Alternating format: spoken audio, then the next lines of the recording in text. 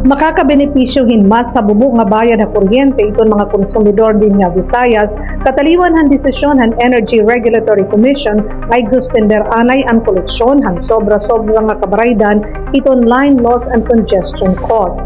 Inihim sa Malacan House Minority Leader ng 4-piece Party List Representative Marcelino Libanan. Didahin sa nga press release nagsiring Libanan, ginlalauman in mas habubo nga sukot itong kuryente ngan refund ha mga konsumidor nga hinataas ang electricity bills tikang 2 pesos nga dahin 5.99 kada kilowatt hour darahan sayop nga pass on o pagpasa nga daan mga konsumidor han sobra nga LLCC charges. Antes ini nga desisyon han ERC, mahugot nga ginbatikos ni Libanan ini nga sobra nga sukot. Pinambong hiyahan hearing han House Committee on Energy nga inatindiran han mga opisyales san ERC nga Department of Energy. Mahinunumduman nga nag-aro ang Eastern Samar Electric Cooperative o Isamelco hinbulig kan Libanan para manginano hini nga nati kadako nga LLCC nga ginsusukot pinaagi iton wholesale electricity spot market o WESM. Naging dako ini nga pas-anon hiton mga konsumidor din nga Visayas dara kay igin papasa man haira ini nga dugang nga kabaraydan.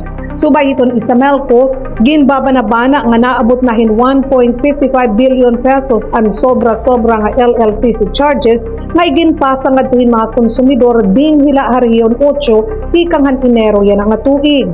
Dugang panilibanan, diri angay iginpapasan iton mga konsumidor iton gastos iton depektibo nga pricing and settlement system iton electricity market.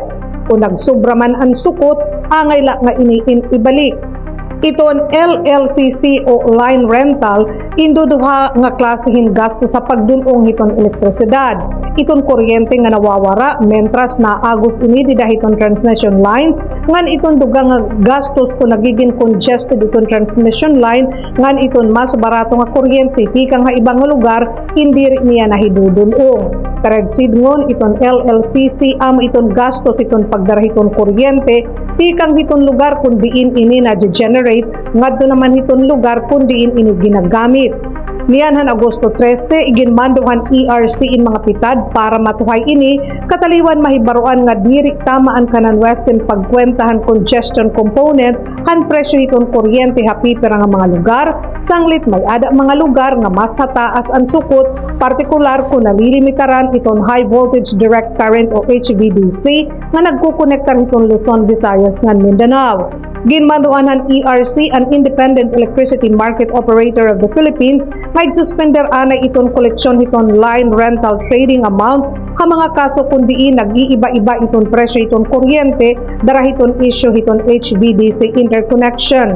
Iginmando gihapon ng ERC in permanente nga pagkurihir iton pricing methodology ngan ginmanduan ang IMAP nga kumuha in independent auditor para otro i-compute ito net settlement surplus nga net settlement deficit allocations pikang han Hunyo tuig 2021.